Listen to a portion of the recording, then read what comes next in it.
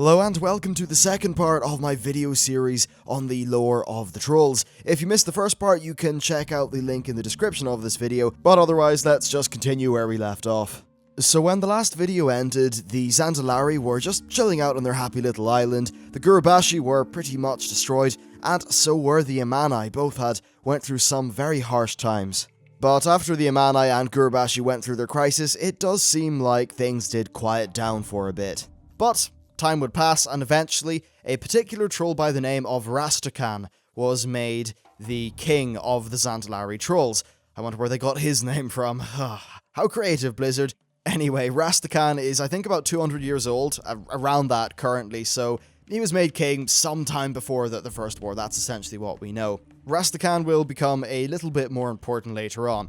Now, of course, the First War would happen, and the orcs would invade Azeroth. During this time, the Amani trolls latched onto the Horde because the Horde at the time were attacking Kel'Thalas, and they really wanted a little bit of vengeance for what happened a long time ago in the Troll Wars. The arrangement was fine for a while, but the trolls actually withdrew when the orc interests shifted towards the humans of Lordaeron.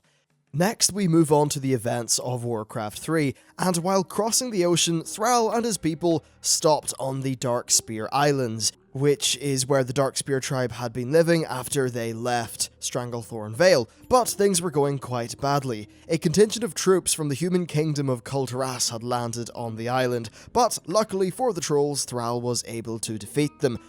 Though unfortunately for everyone, a local Naga sea witch commanded her Murlocs to attack. The Murlocs were successful in capturing everyone, and while Thrall and many of the Darkspear trolls did escape, unfortunately their leader, Sen'jin, was sacrificed. Before he died, he revealed a vision of the trolls leaving the islands with Thrall and crossing the seas to Kalimdor. Soon after they arrived, the trolls decided to join the Horde and live on the Echo Isles, just off the coast of Durotar. This was fine for a while, but after the main events of Warcraft 3 concluded, Admiral Dalen Proudmoore, father of Jaina, landed on Kalimdor and began warring with the trolls. He overrode Jaina's leadership at Theramore, and he basically just used it as a base to attack the Horde on Durotar.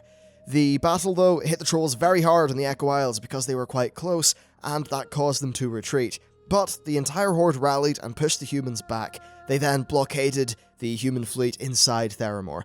Jaina then turned against her father and helped the Horde destroy the Kul'Tiras ships, because obviously she knew that war was not really the best way to go about things, and it should just be over now.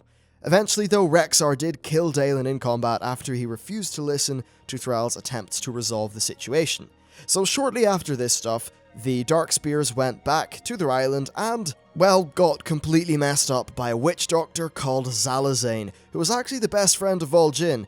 And basically, Zalazane started using his magic, he was a very powerful witch doctor, to take over the minds of other trolls. And as the number of trolls under his control quickly started to increase, vol'jin decided that he just needed to order the evacuation of the Echo Isles. They then settled in Sen'jin village, and that is where they lived up until just before the Cataclysm. So that essentially takes us up to the point of the vanilla game. I know that we really did jump from time period to time period there, but that's essentially just the main events. Now, one or two other little things would happen from time to time. For an example, every, I believe, 7 years, leaders from all the different empires would convene in Zandalar to talk about just the future and the kind of comings and goings of trolls as a species. But bar that, the various empires just sort of kept to themselves, and not a great deal went on apart from those big events. So with all that covered, let's talk about what went on during the duration of World of Warcraft. So, during Vanilla, we wiped out all of the Sand Fury trolls in Tanaris in the Zul'Farrak instance. We then thwarted the attempts of the Atalai priests in the Temple of Atal Hakar, but that wasn't the last we would see of the Blood Loa and his lackeys. Soon after, the followers of Hakar, known as the Hakari, and the remaining Atalai priests actually managed to summon Hakar. The Gurubashi actually quickly realigned to the Hakari side, and this was a major problem, which caused our good friend Rastakhan, who I talked about a little bit earlier, to send a contingent of his most powerful priests to deal with it. Unfortunately, though, those priests were enslaved by Hakar, so Rastakhan then sent messages out to all over the world to enlist the aid of the various factions. So we then went in, we killed all of the priests who were had their minds overtaken, and then we finally managed to banish Hakar, thus ending that particular patch. Now, while all this was going on, things were getting pretty tough for the Ice Trolls in Northrend.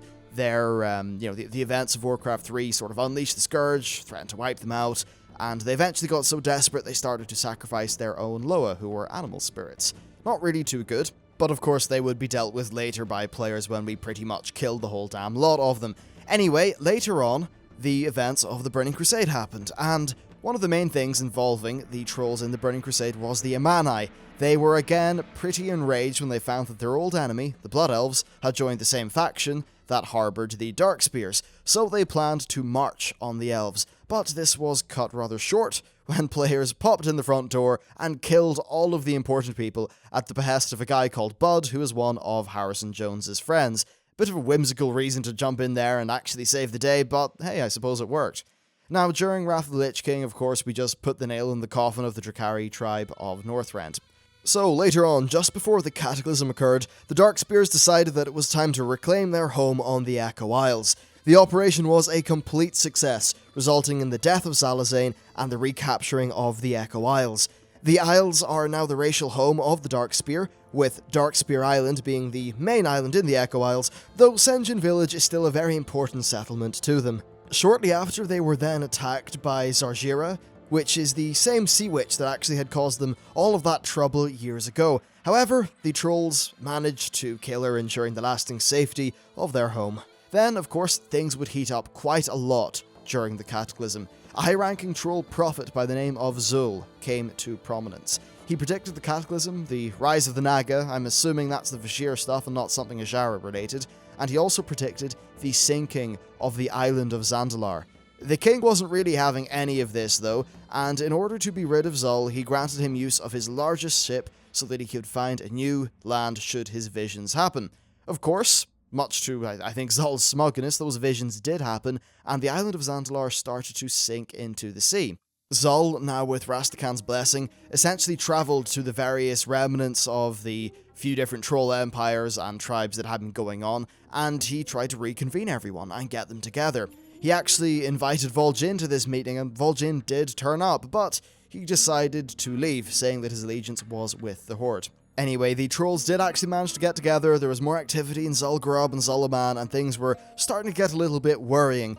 But we correctly identified that threat, and we went back in, and essentially we went to Zul'Aman, and we managed to kill just about everyone there of importance. Meanwhile though, Hakkar-related things were of course happening again.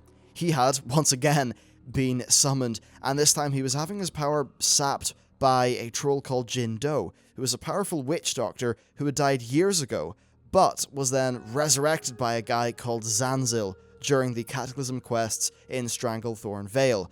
Now, the power of Hakkar was a part of the trolls' plan to retake the planet, so what we had to do, of course, is go in there and put a stop to the whole thing.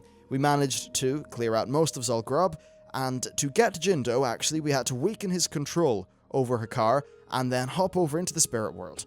The freed Hakkar pretty much instantly killed Jindo, and puzzlingly enough released us, saying that he'd deal with us later, even though he probably could have killed the whole lot of us pretty easily. Anyway, that basically put an end to the Zandalari plans of troll domination, leaving them kind of stranded on their broken island. Now, they were very, very desperate at this point, and when the mists opened, they sailed directly to the aid of their old ally, the Mogu, and of course, Lei Shen himself. And while the resurrection of Lei Shen was successful, both the Mogu and the trolls were eventually defeated. I'm not going to delve too deep into that because it's very recent stuff and you've all played through it. Now, this overall does put the trolls on an extremely weak position.